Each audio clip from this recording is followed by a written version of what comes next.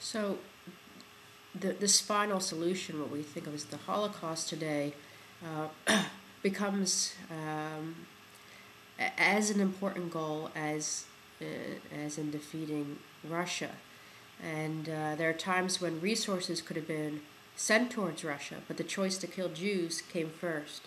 Um, Much of their labor in Eastern Europe is through slave labor. So many of these people could have been made to work in armament factories and such to continue the war effort. But these people are sacrificed instead. And when we look at this war as a whole, a lot of times we think, oh, these Jews are just going to slaughter, just like lemmings to slaughter, but it's not the case. And we have plenty of documentation of resistance efforts throughout Eastern Europe and in West for people trying to get these people out, or for get them armaments so they can fight for themselves. And there's forest partisans and such in Poland. There were resistance groups in France. There's people all over the place, and small groups of Jews trying their best to survive during this time period. And even with the transports, there's records of the transports that sometimes there's 10,000, 20,000 people being shipped in a day to be killed. 700 or so, or 800 people would die in the process of these people being transported.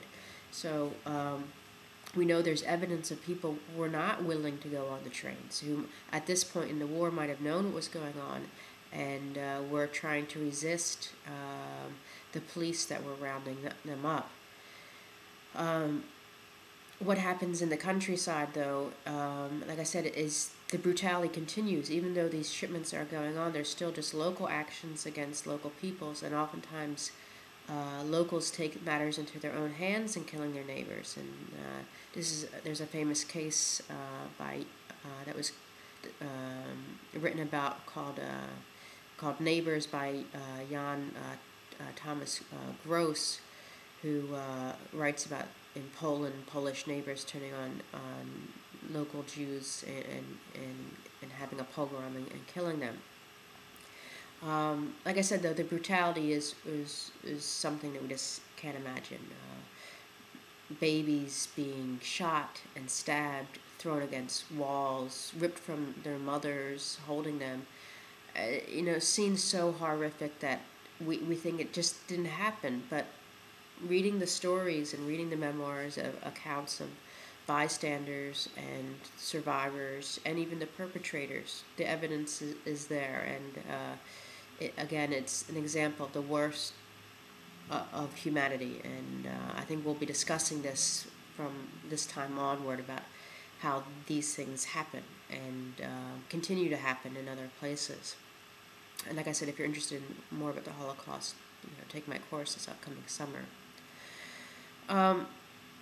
What else is happening in the war at the time period, though? There's other places in the early part of the war. Germany and Italy lose their territories in North Africa, so there's fighting. The Western Allies start in this area first. They start in North Africa and defeat German forces in North Africa, and then eventually make their way onto the continent by capturing part of southern Italy. In 1941, the U.S. is pulled into this war to a greater extent with the attack of Pearl Harbor. And at the same time, when Pearl Harbor happens, Germany also declares war on the U.S. And this is something that, again, is discussed as why would the Germans be so foolish to do this. But they saw this as, being supportive of their ally, the Japanese. But it's going to bring the U.S. into the war, and the U.S. actually will focus first truly on Europe before it focuses on the Pacific. And the U.S. battles in the Pacific are going to be, in the early years, are going to be very disastrous for the American forces. And it's not going to be until the use of battleships carrying military aircraft that things start to change. And weapons of war are a separate issue of studying World War II, but there are going to be some important changes during the war. So there's going to be the first use of nuclear weapons, as you might know, with the bombing of Hiroshima and Nagasaki in 1945. There's going to be use of rockets, and which will later turn in the 50s and 60s to intercontinental ballistic missiles. The first missiles, the V-2 rockets, are made by the Germans and are sent against forces, especially in the West. They don't have the impact that they had expected, though. There's a widespread use of tanks, and this is a war of tanks, really.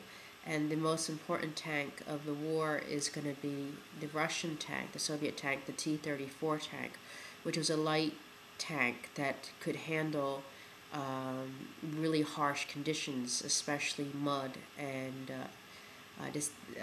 its armor was very successful as well.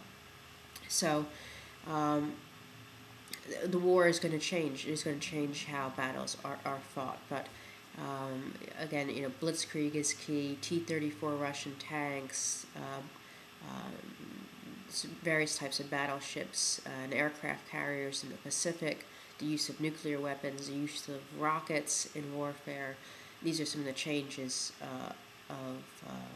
that were seen in World War II. As I said, Stalingrad is the key battle. In 1943, things start to turn a tide. The Russians start pushing the Germans slowly back towards Berlin. And again, these are these are tank battles that are going to be fought across the plains of Eastern Europe. In 1944, in December of 1944, they're going to make it to Budapest, which is one of their last strongholds before getting to Vienna. Budapest is only 100 miles or so from Vienna. And remember, Vienna is now part of the Greater German Reich during World War II. And they're going to put a lot of forces into trying to defend Budapest, and it will fall to the Germans. And from that point on, the Germans are in constant retreat and doing their best to possibly defend Germany proper. So that's happening in 1944, in December of 1944. Earlier in 1944, the Allies finally decide to jump into the continent, really, and attack Germany straight on. And that's going to happen with the D-Day invasion. The D-Day landing happens in June of 1944. It's the largest military attack of men, a movement of men in world history. 1 million men, which is, again, these numbers are just so huge. 1 million men will land on the shores of Normandy from the west, mainly British and American soldiers. And so there's basically a two-prong attack. So Germans are now fighting in the west against these forces that have landed. They are fighting. They're fighting the east and running from the Soviets. And they're losing ground in the south, where once they had the support of the Italians. So everyone's kind of closing in on Germany in 1944. 1945, it's still not lost, though, yet for Germany. And the Battle of the Bulge in the west is a bloody conflict between the Western Allies and the Germans. And eventually the war ends, and it happens with the Russians or the Soviets arriving in Berlin in 1945, and they celebrate May 9th as their victory day and the ending of World War II. And that's where we'll end this discussion of the military aspects of the war.